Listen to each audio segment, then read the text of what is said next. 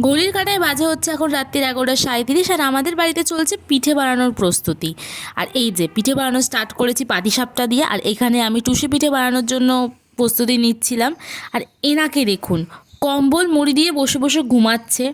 আর এই যে ইনি হচ্ছেন এখন মোবাইলে গেম খেলতে ব্যস্ত, আর এই মানুষটা এখন পিঠে বানাচ্ছে।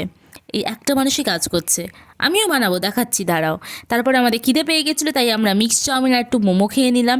পেট পুজো সেরে ইনি ভদ্র ছেলের মতো পিঠে বানাতে বসে পড়েছেন।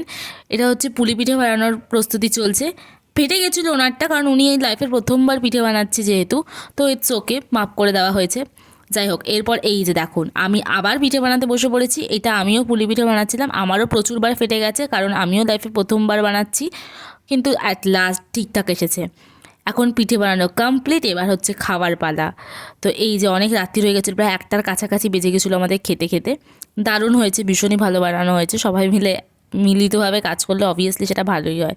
যাই হোক, আমরা এখন খেয়ে দিয়ে ঘুমাই, আর আপনারা ভিডিওটাকে লাইক করে দিন। টাটা।